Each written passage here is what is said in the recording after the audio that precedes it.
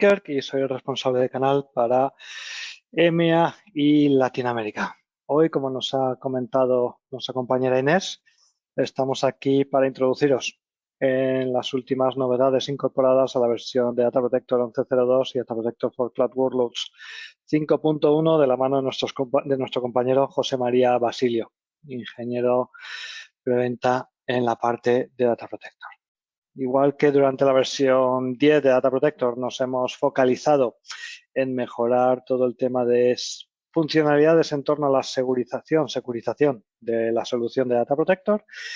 Desde que introducimos la versión 11, nuestro foco está siendo mejorar los procesos de backup, por ejemplo, con un software de duplicación, una capacidad de duplicación por software incorporada desde la versión 11 o, como veremos en esta nueva versión, mejoras en la parte de gestión para entornos distribuidos con Airbag. Con esto doy paso a mi compañero José María. Como ha comentado Inés, si tenéis alguna pregunta, encantado de responderla. Por favor, incluidlas en la opción de preguntas que tenéis en el menú para que os las podamos ir contestando. José María, todo tuyo. Muy bien, muchas gracias Juan, Inés. ¿Qué tal? Buenas tardes, buenos días a todos los que os conectáis desde el continente americano. Bueno, como os han comentado mis compañeros, pues vamos a echarle un vistazo a las novedades que incorpora Data Protector 11.02 y ese nuevo miembro de la familia que es Data Protector for Cloud 5.1, ¿de acuerdo? Bueno, vamos a ello directamente. Como os comentaba mi compañero Juan, desde la versión 11, gran parte del desarrollo, gran parte del I+D del producto se ha focalizado en esto. El objetivo de Microfocus aquí es muy claro, es poder ofreceros un motor de duplicación confiable, rápido, seguro, que ofrezca el mismo rendimiento que cualquiera de los appliances de duplicación que hay en el mercado, con las mismas funcionalidades. Bien, con esta versión hemos ido un poquito más allá, ya tenemos gran parte de las funcionalidades que faltaban y solamente quedaría una para poder, digamos, igualar en funcionalidades a un Store Once, a un Data Domain que se supone que debería estar disponible en la próxima versión. Ahora vemos detalles. Principal novedad para mí muy importante, voy directo al grano, inmutabilidad del dato, ¿de acuerdo? En la época en la que vivimos, donde los ataques con ransomware son el día a día de las organizaciones de IT, aparte de la capacidad de poder encriptar el storage como ya teníamos antes, hemos añadido un data immutability, ¿de acuerdo? Aquí se pone por defecto un valor de 10 días y ese fichero dentro de ese storage de duplicación que corresponde a una cinta lógica dentro de Data Protector no se puede eliminar, no se puede modificar bajo ningún concepto, a no ser que lo haga el propio administrador, ¿de acuerdo? Otra de las funcionalidades que se añade es posibilidad de usar los backups que se han hecho en DPD, en el deduplicador de Data Protector, para utilizar las funcionalidades de Power On y Live Migrate de la integración con VMware. Es decir, una vez que hemos hecho un backup de una máquina virtual en un storage de duplicación DPD, tenemos la posibilidad de clonar esa máquina, perdón, no clonar, levantar esa máquina directamente desde el repositorio de backup, crear un clon dentro de VMware y poder levantar esa máquina sin conexión de red para poder extraer los datos que necesitemos o consultar la información que necesitemos de esa máquina virtual, ¿de acuerdo? Por último, gran funcionalidad, creo también, una vez en los entornos en que tenemos Data Protector for Cloud y aparte le hemos presentado algún storage, algún volumen de datos para copiar de un proveedor de cloud, en este caso Amazon o Azure, los más estandarizados en el mercado. cualquiera de estos dos proveedores tiene diferentes capas de almacenamiento donde podremos mover nuestros datos dependiendo del tiempo, de la edad que tengan, de cuándo hayamos hecho el backup, de cuánto tiempo lleven protegidos. Este movimiento de datos se realiza automáticamente y evidentemente nos va a proporcionar una capa de automatización donde seremos capaces de mover, por ejemplo, backups, perdón, de la capa hot a la capa cool de Azure automáticamente, con lo que significa en cuanto a ahorro de costes a la hora de almacenar esos datos, ¿de acuerdo? Bueno, aquí tenéis algunos pantallazos de cómo se realizaría esto. Como os digo, se realiza automáticamente. Habría que marcarle un valor para a qué día queremos que se realice ese movimiento, ¿de acuerdo? A qué capas tenemos acceso y de cuál a cuál vamos a realizar el movimiento de los datos.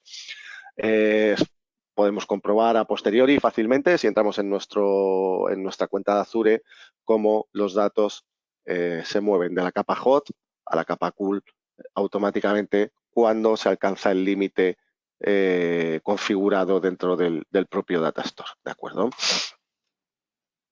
Se ha añadido también, en realidad ya estaba, pero ahora incorpora utilidades o comandos o sintaxis útiles y que se echaban de menos. El comando de pdutils, que entre ellas, bueno, pues está la posibilidad de conseguir las estadísticas de los ratios de duplicación, de la capacidad. Se puede arrancar y parar el storage desde MS2, ¿de acuerdo?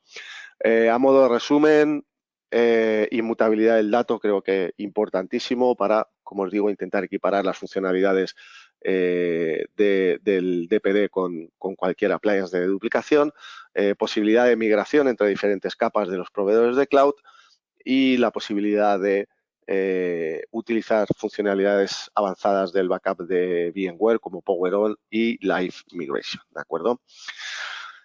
De aquí saltamos al Usability Enhancement o mejoras en el manejo y bueno, aquí hay un gran cambio.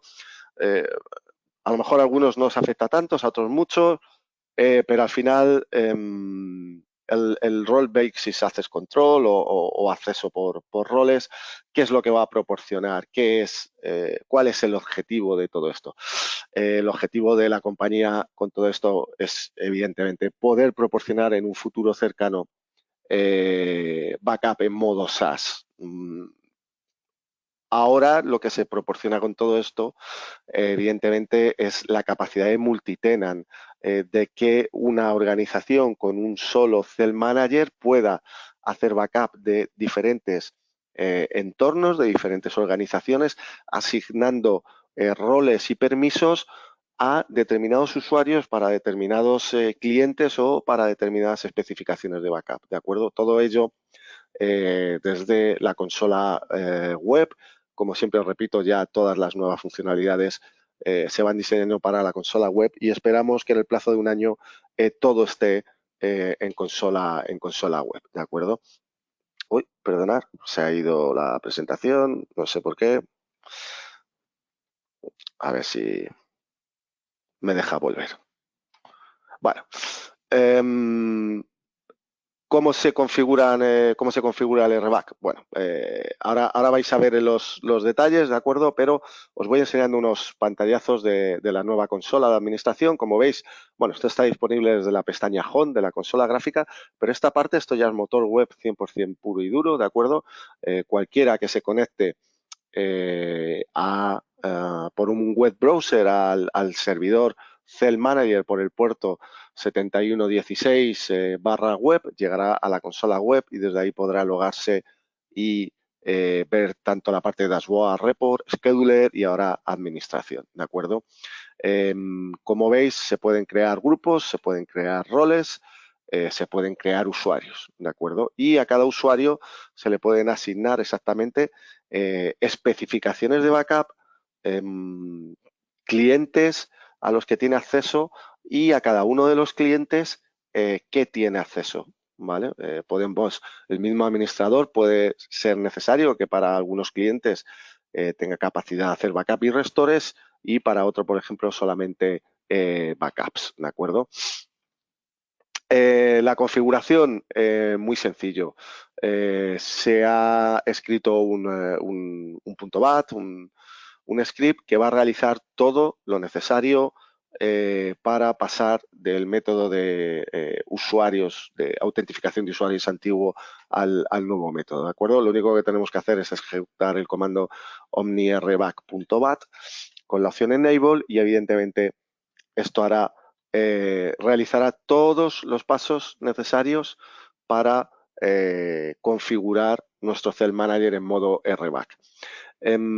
Si durante el proceso hubiera algún problema, el primer paso que se realiza cuando se pasa al Switch to Maintenance Mode es, digamos, realizar un snapshot de cómo está configurado el Cell Manager en ese momento. No un snapshot de la máquina, sino del fichero de usuarios del Cake Clock Database, todo lo necesario para poder realizar un rollback y si hubiera algún problema, volver al punto exacto antes de ejecutar el script y que sea posible volver a logarse por el método antiguo dentro del Cell Manager, ¿de acuerdo? Bueno, aquí tenéis algunos pantallazos de cómo se va realizando todo, ¿vale? Dos cosas muy importantes. Como habéis visto, la parte de administración ya se pasa al contexto home, ¿de acuerdo? Dentro de la consola. El menú users, la parte de users dentro del menú en la consola gráfica ya no está disponible. Y, por supuesto, no se puede manejar ningún usuario que se haya creado con la opción any. De hecho, os recomiendo encarecidamente antes de ejecutar el script, comprobéis si está habilitado en el fichero global y si es así, que lo deshabilitéis, ¿vale? Una vez hayamos configurado el acceso por roles, cuando vayamos a acceder a nuestra consola, ahora veréis algunos pantallazos, nos va a pedir un usuario y una contraseña, evidentemente. Bien, el usuario va a ser, es un poco compleja la nomenclatura, pero es fácil de entender. Es el usuario del dominio, el grupo al que pertenece y el cliente de donde me estoy logando, ¿de acuerdo? La contraseña ya está creada dentro de Data Protector. Si por lo que sea no recordáis qué contraseña se creó para esa parte del web user, ¿de acuerdo? Siempre podéis resetear la contraseña utilizando el comando omniuser-resetpass, poniendo todo el identificador del usuario y la nueva contraseña que queráis utilizar, ¿de acuerdo? Aquí tenéis un ejemplo que os puede valer. Sí tener en cuenta las condiciones para poder elaborar una contraseña, ¿vale? Tiene que tener mínimo 8 caracteres, mayúsculas, minúsculas, algún carácter especial y debe incluir por lo menos un número. Y por último, no puede incluir ningún espacio, ¿vale? Bien, como os decía, una vez habilitado el acceso por roles, lo que vamos a ver es esto cuando intentemos conectarnos. Tenemos que utilizar nuestro usuario y nuestra contraseña. Bien, ¿qué va a pasar si utilizamos un usuario o una contraseña erróneo? ¿De acuerdo? Esto quería poneroslo, además es que lo he estado preparando esta mañana mismo porque, bueno, yo tenía algún problema en mis entornos de prueba y el mensaje que te da es este y evidentemente esto no coincide con lo que te está pasando, ¿no? Tendría que dar un mensaje diciendo el usuario o la contraseña proporcionados no son correctos o algo parecido, pero bueno, esto es lo que tenemos de momento, ¿de acuerdo? Ya está reportado, yo espero que se resuelva en la próxima versión o no sé si sacarán algún hotfix para cambiarlo en las próximas semanas, ¿de acuerdo? En cualquier caso, que si os da esto, si os da este error, evidentemente, y vais y comprobáis que el application server está corriendo, sabéis que es un problema con el usuario o la contraseña. Puntos a revisar, bueno, pues como veis aquí, que el usuario esté correcto, la contraseña, que el usuario existe en el Cell Manager y que el usuario bueno, y eso, poca cosa más. Como habéis visto antes, ya la administración de usuarios se pasa a la parte de consola web. Aquí lo veis todo detallado. Si intentamos crear un nuevo rol, en este rol le tenemos que decir exactamente qué permisos va a tener ese rol, ¿de acuerdo? ¿Qué van a poder hacer todos los usuarios que tengan ese rol administrado? Y podremos ver la descripción de los roles. Si tenemos cientos de roles creados, podremos buscar por el nombre de los roles para crear, borrar, modificar o lo que sea necesario, ¿de acuerdo? Bueno, importante aquí, si vamos a buscar hay que escribir por lo menos 3 caracteres, pero en este caso los programadores han hecho bien su trabajo y está perfectamente especificado. Dejarme que voy a cambiar esto de lado, que si no, no veo las ventanitas rojas. Bueno, si queremos crear un nuevo rol, pues fácil, le damos a nuevo, descripción y, como os decía, qué clientes va a poder gestionar los usuarios que tengan ese rol asignado, ¿de acuerdo? Podremos dar permisos servidor por servidor. A posteriori, qué es lo que van a hacer exactamente, qué van a poder hacer exactamente con esos roles. Backup como root, restaurar como root, reportes y notificaciones, lo que sea, los privilegios que queramos asignar, ¿de acuerdo? Todo paso a paso. Y evidentemente podremos, una vez configurado un rol, podremos editarlo para modificar lo que necesitemos con la opción, ¿vale? Seleccionando, cuando modifiquemos algo nos va a decir exactamente, nos va a dar un resumen, digamos, de qué estamos modificando y tendremos la opción de actualizarlo. ¿Qué más? ¿Cómo borrar un rol? Bueno, muy sencillito. Si seleccionamos el rol dentro de la consola, nos aparecerá la opción de borrar, nos pedirá la confirmación. Grupos, pues prácticamente lo mismo. Aquí, evidentemente, tendremos 2 opciones, Local Group o LDAP Group, ¿vale? Podremos crear un group y añadir un grupo y añadir los usuarios que queremos que sean miembros de ese grupo. Si estamos utilizando integración con LDAP, tendremos el botón de sincronizar para poder sincronizar nuestros grupos de usuarios con los del directorio activo. ¿Qué más? En cuanto al L-Group, bueno, podemos importar los usuarios. Cuando configuremos la integración con LDAP, veremos los grupos de usuarios que tenemos en nuestro directorio activo y podremos determinar cuáles queremos importar y cuáles queremos sincronizar.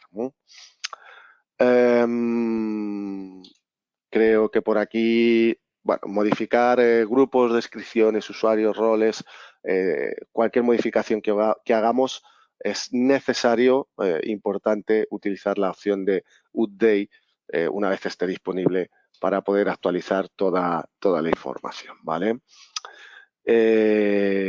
Os voy pasando más, pero yo la que quería enseñaros, borrar. Aquí estamos. Cuando seleccionamos algún usuario, rol, grupo, lo que sea, siempre vamos a poder ver los derechos efectivos que tiene, ¿de acuerdo? Seleccionando alguno de los usuarios, dejarme que pase, bueno, perdón, vamos primero a la parte de crear el usuario local, ¿vale? Que creo que es importante porque así vais a ver en qué punto también podéis crear la password que hemos visto antes que tiene algunos requisitos. Bien, desde la parte de administración, en usuarios, le damos a nuevo, crear un usuario local nuevo, ¿vale? Bueno, le asignamos nombre, descripción, un grupo por defecto, cliente y el web username que se le va a asignar, ¿de acuerdo? Se le va a hacer automáticamente por defecto utilizando los parámetros que hayamos usado en los otros campos y aquí es donde vamos a escribir la password que antes hemos visto, ¿de acuerdo? Siempre tendremos la posibilidad de darle al ojito para ver si estamos escribiendo la password como queríamos o no. Y por último, a qué grupos de usuarios va a pertenecer. por supuesto, puede funcionar con un cliente o con varios, ¿vale? Podemos resetear la password y siempre vamos a poder resetear la password desde las opciones de uno de los usuarios con ese botón que nos va a dar la opción de resetearla. Y por último, este es lo que os quería enseñar, seleccionando un usuario. Dentro de la parte de User tenemos otro iconito que nos va a decir derechos efectivos, ¿de acuerdo? Si seleccionamos ese usuario, tendremos varias posibilidades. La primera, evidentemente, listar grupos a las que pertenece el usuario, ¿de acuerdo? Mostrar solo los recursos a los que tiene acceso. Y por último, nos va a dar un listado completo de todos los clientes configurados para ese usuario, ¿vale? E incluso si desplegamos uno a uno cada uno de los clientes, nos va a decir para ese cliente en concreto qué permisos tiene asignado ese usuario. Al final, como os decía, esto es un multitenant en todas reglas, una funcionalidad que evidentemente necesitábamos y que estábamos esperando desde hace mucho tiempo. Y como os digo, a los administradores que los hay, que os gustaría desde un solo Cell Manager poder administrar el backup de varias diferentes organizaciones, creo que os va a facilitar mucho poder realizar ese tipo de trabajo, ¿de acuerdo? Bueno, y por aquí creo que poco más os voy a enseñar. Bueno, si intentamos ejecutar algún backup, lo que vamos a recibir es algún backup para el cual no tenemos permiso. Bueno, pues lo que vamos a recibir en este caso sí es el mensaje correcto diciendo que el usuario en cuestión no tiene autorización para ejecutar backups en ese host, ¿de acuerdo? Y va a abortar el backup, ¿no? Bueno, hasta ahí la parte de RBAC, que como os decía, creo que es importante. Y saltamos ya a la gente de integración con SAP HANA, para aquellos que también lo utilizáis, sobre todo, evidentemente, en organizaciones más grandes. Bueno, ya en versiones anteriores se realizaron mejoras para poder crear y modificar las configuraciones de backup desde la propia consola de Data Protector, ¿de acuerdo? Y en esta versión damos un pasito más, que es la posibilidad de programar los backups desde el programador de Data Protector, ¿vale? Hasta ahora era se hacía desde la propia consola Studio del SAP HANA. Ahora ya podemos programar los backups como con cualquier otro tipo de integración, Oracle, SQL, DB2 o cualquier otra base de datos, ¿no? Por supuesto, ya podremos hacer backup full, incremental, delta, todo lo necesario, restores, todo desde la propia consola, ¿de acuerdo? Nuevamente incido ya programador avanzado dentro de la consola, ¿de acuerdo? La idea es ir olvidándonos poco a poco de la consola gráfica que durante tantos años nos ha acompañado. Y desde aquí tendremos ya la posibilidad de, como os digo, configurar el backup y programarlo. Se añade también el soporte para el backup diferencial, ¿de acuerdo? Y, como os decía, la posibilidad de realizar los restores desde la propia consola gráfica. Restores como, digamos, paquete completo, como hacemos con cualquier otra integración de base de datos, es decir, recuperación al último punto en el tiempo disponible, por fecha, por sesión, a una posición de log en concreto, inicializar un log en concreto, usar el backup delta, bueno, cualquiera de las funcionalidades que están disponibles para la restauración.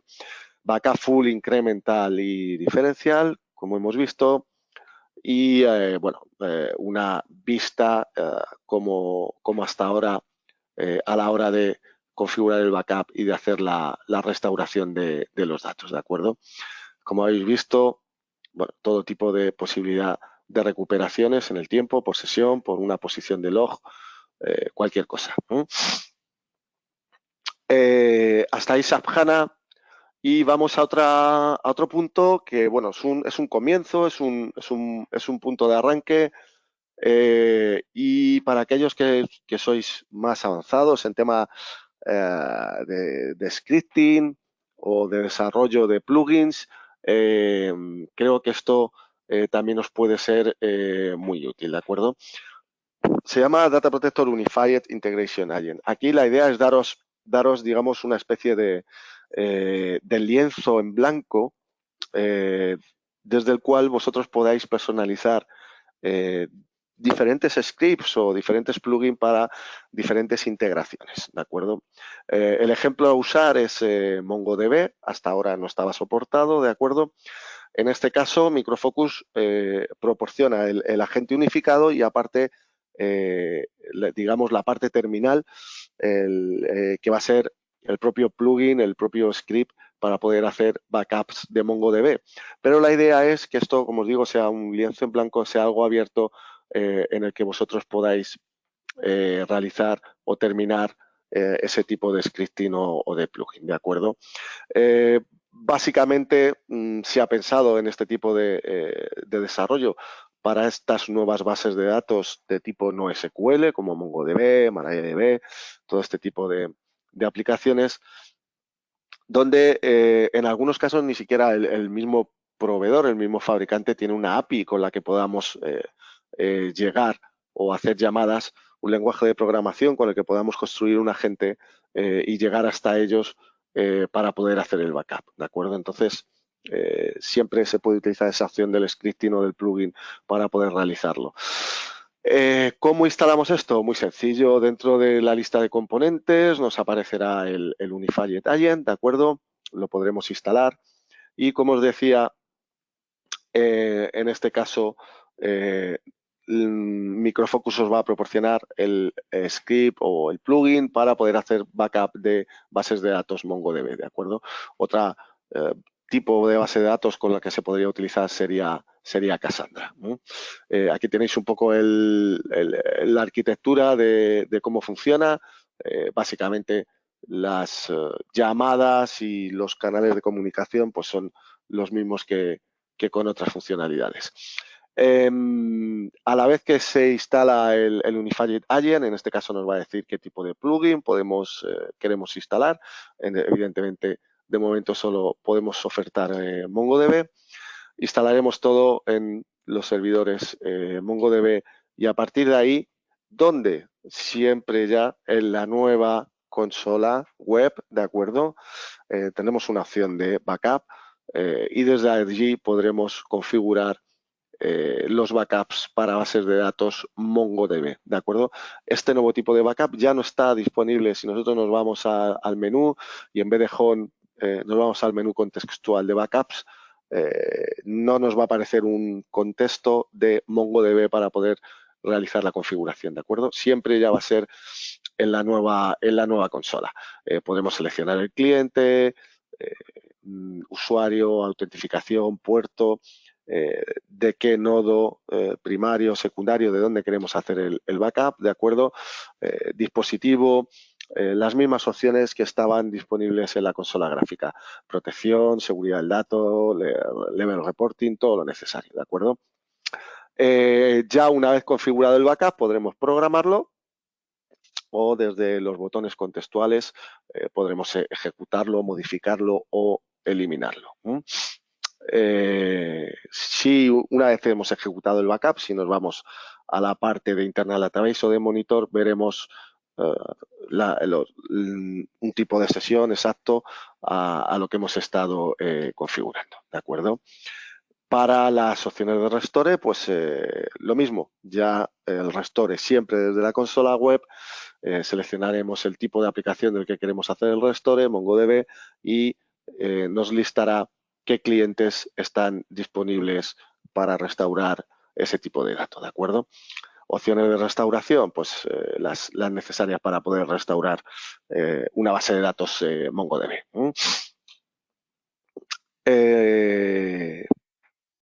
Perfecto, pues hasta aquí llegamos con las novedades de Data Protector 11.02 por sí mismo, ¿de acuerdo?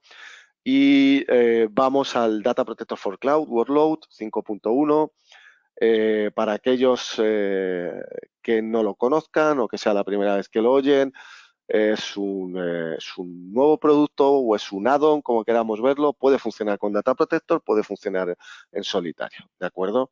Esto nos va a dar funcionalidades para poder realizar backups de nuevos virtualizadores, de entornos en contenedores Kubernetes y de entornos de Microsoft 365, ¿de acuerdo? Bueno, aquí tenéis todo más detallado.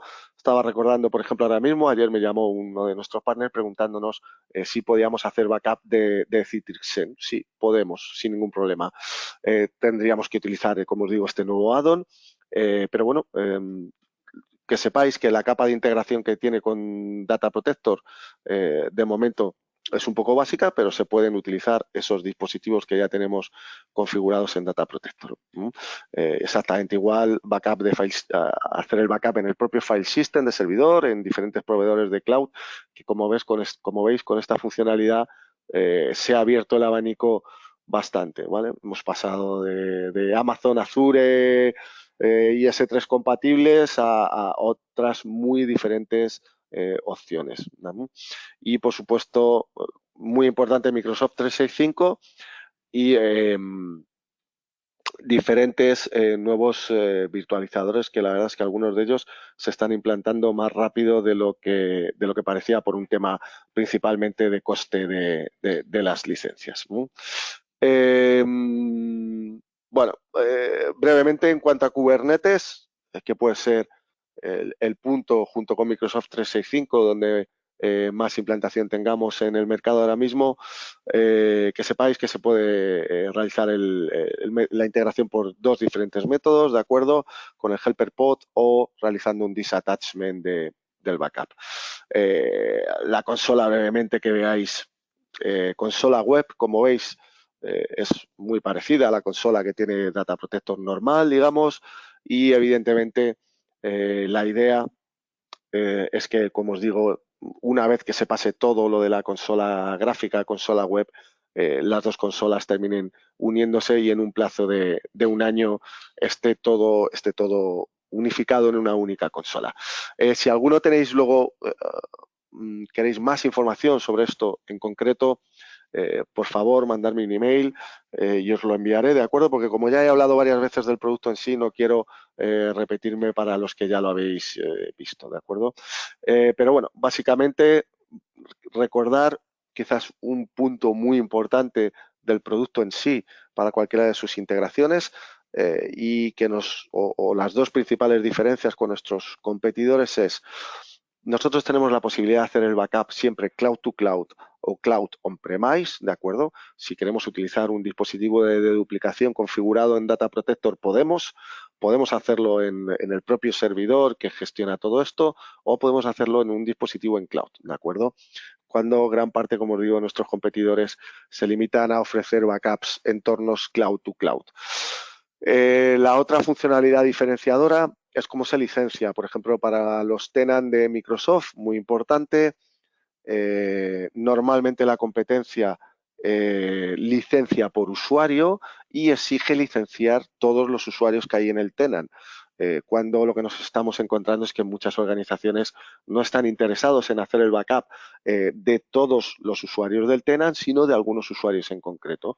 Bien, nosotros licenciamos por capacidad, tanto backup haces, por tanto vas a pagar, perdón, eso suena muy a SaaS mode, compras una licencia por capacidad y hasta esa capacidad vas a poder hacer backup. Y es un modelo de licenciamiento que está resultando bastante atractivo a los clientes.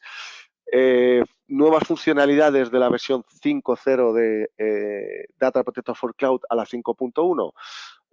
Dos fundamentalmente: se ha añadido soporte para los diferentes grupos de Microsoft 365, ¿de acuerdo? De cara a que, por ejemplo, esa posibilidad de filtrar por usuarios a la hora de realizar el backup de Microsoft 365 y solo realizar backup de diferentes usuarios con diferentes funcionalidades, si ya en sí se organizan en el propio tenant de Microsoft 365 en un grupo aparte donde solo en ese grupo, solo a ese grupo pertenezcan los usuarios de los cuales queremos hacer backup, nos va a simplificar mucho la configuración del mismo.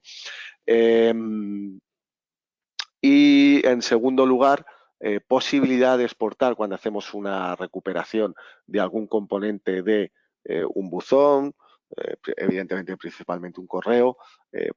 Hasta ahora teníamos la opción de descargar ese correo y verlo en formato EML, recuperar ese correo directamente en el tenant y sobreescribir lo que ya había, o recuperarlo en otro usuario, o recuperarlo en otra carpeta distinta. Ahora tenemos también la opción disponible de exportarlo a PST. Y hasta aquí la presentación en sí. Como no me he extendido mucho y bueno, mi objetivo no era llegar a más de 45 minutos, nos quedan ahí unos minutitos. Si alguien tiene alguna pregunta, es el momento por el chat y las vamos revisando.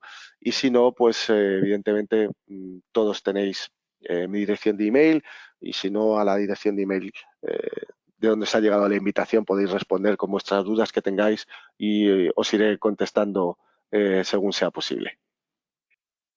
Chema, Dime. hay una pregunta en el chat de preguntas que, bueno, ya en parte la has respondido. ¿Hay algún plan de renovar la interfaz de Data Protector local o en algún momento será discontinuada y solo quedará la interfaz web? Sí, la idea efectivamente, como ya os he comentado, esto es lo que está en el roadmap y lo que nuestro Product Management nos dice. Evidentemente esto no se puede escribir sobre piedra, ¿vale? Pero la idea es que en un año todas las funcionalidades estén disponibles en consola web, con lo cual entiendo que la consola gráfica quedará ya deshabilitada. Por aquí veo que alguien comenta que todos estamos yendo al modelo web, nos guste o no nos guste. Sí, efectivamente. Efectivamente. ¿Alguna otra pregunta? Aprovechando que tenemos unos minutillos, aprovechad.